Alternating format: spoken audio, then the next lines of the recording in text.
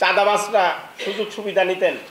এখন সেই ধরনের চাঁদা নেই, ফলে আমরা এবার অতিরিক্ত ভাড়া আদায়ের যে এখান থেকে অন্তত মুক্তি পাব, এটা আমরা প্রত্যাশা করছি। একই সাথে আজকের আলোচনা সভার কয়েকটি সুপারিশমালা আপনাদের সামনে তুলে ধরছি। ঈদযাত্রায় ফিটনেসবিহীন লক্কর যানবাহন বন্ধে কঠোর পদক্ষেপ নিতে হবে। 2, মোটরসাইকেলের যাত্রী আরোহী মানসম্মত হেলমেট ব্যবহার করতে হবে। পর্যাপ্ত নিরাপত্তা সামগ্রী সহ বেস্ট পরিধান করে যাতায়াত নিশ্চিত করতে হবে। রোড ভিত্তিক মোটরসাইকেলের গতি নির্ধারণ করে দিতে হবে।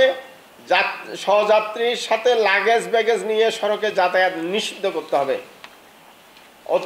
3, অতিরিক্ত ভাড়া আদায়ের নৈরাজ্য কঠোরভাবে বন্ধে পদক্ষেপ নিতে হবে। ভাড়া নৈরাজ্য পর্যবেক্ষণ ভিজিলেন্স টিমে যাত্রী কল্যাণ সমিতির প্রতিনিধি অন্তর্ভুক্ত করতে হবে। 3, যানজট ও দুর্ঘটনা কমাতে জাতীয় মহাসড়কে প্যাডেল চালিত রিক্সা, ব্যাটারি চালিত easy bike, nosimon Korimon, CNG চালিত অটোরিক্সা ঈদের 10 দিন আগে থেকে সম্পূর্ণভাবে উচ্ছেদ করতে হবে। 5, কৃত্রিমভাবে যানজট সৃষ্টিকারী মহাসড়কের টোল প্লাজায় অতিরিক্ত জনবল নিয়োগ, অতিরিক্ত টোল পয়েন্ট তৈরি করে যানজট নিরসনের উদ্যোগ নিতে হবে। 6, সড়কের ডাকাতি ছিনতাই বন্ধে হাইওয়ে পুলিশ, জেলা পুলিশ, মেট্রোপলিটন ট্রাফিক পুলিশকে স্পটে দাঁড়িয়ে গাড়ির কাগজপত্র দেখার পরিবর্তে ঈদের 10 দিন আগে থেকে প্যাট্রোলিং ডিউটি নির্দেশনা দিতে হবে। সড়কে ডাকাতি এবং ছিনতাই বন্ধে গোয়েন্দা সংস্থার কর্মীদের সড়কে সক্রিয় রাখতে হবে। পুলিশের তৎপরতা পাশাপাশি স্ব এলাকায় ঝুঁকিপূর্ণ সড়কের পয়েন্টগুলোতে